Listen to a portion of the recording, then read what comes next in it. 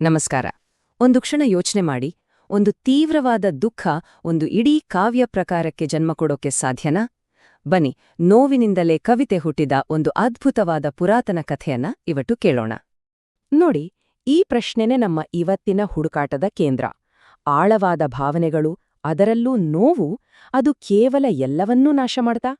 ಅಥವಾ ಅದರಿಂದ ಏನಾದ್ರೂ ಹೊಸ್ದಾಗಿ ಸೃಷ್ಟಿ ಮಾಡೋಕೆ ಸಾಧ್ಯ ಇದೆಯಾ? ಸರಿ, ಬನ್ನಿ ಉತ್ತರವನ್ನು ಒಟ್ಟಿಗೆ ಹುಡ್ಕೋಣ.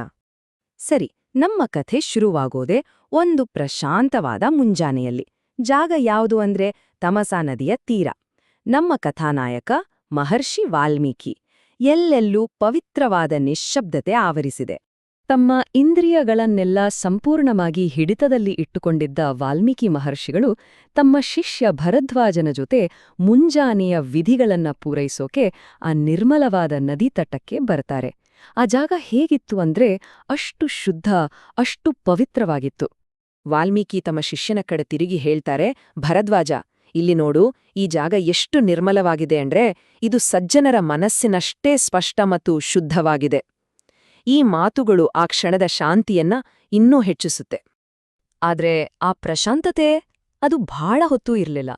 ಇದ್ದಕ್ಕಿದ್ದ ಹಾಗೆ ಎಲ್ಲವನ್ನೂ ಬದಲಾಯಿಸೋ ಒಂದು ಕ್ರೂರ ಘಟನೆ ನಡೆದೋಗುತ್ತೆ. ಆಗ ವಾಲ್ಮೀಕಿ ಮಹರ್ಷಿಗಳ ಕಣ್ಣಿಗೆ ಪ್ರೀತಿಯೇ ರೂಪ ತಳೆದ ಹಾಗೆ ಒಂದು ಕ್ರೌಂಚ ಪಕ್ಷಿಗಳ ಜೋಡಿ ಬೀಳುತ್ತೆ. ಒಂದನ್ನೊಂದು ಬಿಟ್ಟು ಇರಲಾರ್ದ ಸಂಗಾತಿಗಳು ತುಂಬ ಮಧುರವಾಗಿ ಕೂಗ್ತಾ ಇದ್ವು. ಪ್ರಕೃತಿಯ ಸಾಮರಸ್ಯಕ್ಕೆ ಒಂದು ಸಂಕೇತದ ಹಾಗಿದ್ವು ಅವು. ಅಂತಹ ಪ್ರೇಮದ ಕ್ಷಣದಲ್ಲಿ ಎಲ್ಲವೂ ಛಿದ್ರ. ಎಲ್ಲೋ ಅಡಗಿ ಕೂಟಿದ್ದ ಒಬ್ಬ ಪಾಪಿ ಬೇಟೆಗಾರ ಪ್ರೀತಿಯ ಅಮಲನಲ್ಲಿ ತೇಲುತ್ತಿದ್ದ ಆ ಗಂಡು ಹಕ್ಕಿಯ ಮೇಲೆ ತನ್ನ ಕ್ರೂರ ಬಾಣವನ್ನು ಹೂಡಿಬಿಡುತ್ತಾನೆ. ಋಷಿಯ ಕಣ್ಣು ಮುಂದೆಯೇ ಆ ಗಂಡು ಹಕ್ಕಿ ರಕ್ತದಲ್ಲಿ ತೊಯ್ದು ನೆಲಕ್ಕೆ ಉರುಳುತ್ತೆ. ಅದರ ರೆಕ್ಕೆಗಳು ನೋವಿನಿಂದ ಬಡಿದಾಡುತ್ತವೆ. ಅದು ಪ್ರಾಣ ಹೋಗುವ ಕೊನೆಯ ಕ್ಷಣದ ಒದ್ದಾಟ. ಇಂತಹ ಒಂದು ಕ್ರೂರ ದೃಶ್ಯವನ್ನು ನೋಡಿದಾಗ ವಾಲ್ಮೀಕಿಯವರ ಹೃದಯದಲ್ಲಿ ಎಂತಹ ಭಾವನೆಗಳ ಬಿರುಗಾಳಿ ಎದ್ದಿರಬೇಡ ಅಲ್ವಾ? ಏನಾಯ್ತು ಅಂತ ಮುಂದೆ ನೋಡೋಣ. ತನ್ನ ಪ್ರೀತಿಯ ಸಂಗಾತಿಯನ್ನು ಕಳೆದುಕೊಂಡ ಆ ಹೆಣ್ಣು ಹಕ್ಕಿ ಅದು ಹಾಕಿದ ಆ ಕರುಣಾಜನಕವಾದ ಆರ್ತನಾದ ಇದೆಯನ್ನ, ಆ ಶೋಕದ ಧ್ವನಿ ಋಷಿಯ ಹೃದಯವನ್ನೇ ಕರಗಿಸ್ಬಿಡ್ತು.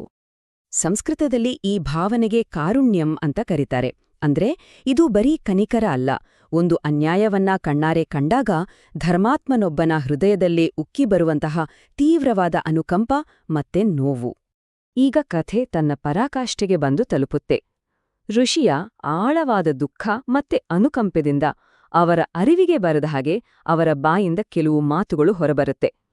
ಮಾ ನಿಷಾದ ಪ್ರತಿಷ್ಠಾಂ ತ್ವಮಗಮ ಶಾಶ್ವತೀನ್ ಸಮ ಯತ್ ಕ್ರೌಂಚ ಮಿಥುನಾದೇಕಮವಧೀಹಿ ಕಾಮಮೋಹಿತಂ. ಅಂದ್ರೆ, ಓ ಭೇಟೆಗಾರನೇ, ಪ್ರೀತಿಯ ಅಮಲಿನಲ್ಲಿದ್ದ ಕ್ರೌಂಚ ಜೋಡಿಯಲ್ಲಿ ಒಂದನ್ನ ಕೊಂದ ಕಾರಣ ನಿನಗೆಂದಿಗೂ ಕೀರ್ತಿ ಸಿಗದೇ ಹೋಗಲಿ. ಇದೇ ಜಗತ್ತಿನ ಮೊದಲ ಶ್ಲೋಕ. ಇದನ್ನ ಗಮನಿಸಿ, ಇದು ಯೋಚನೆ ಮಾಡಿ ಕೊಟ್ಟ ಶಾಪ ಅಲ್ಲ, ಬದಲಿಗೆ ಅವರ ಶೋಕವೇ ಒಂದು ಪರಿಪೂರ್ಣ ಛಂದಸ್ಸಿನ ರೂಪದಲ್ಲಿ ಹೊರಬಂದಿದ್ದು.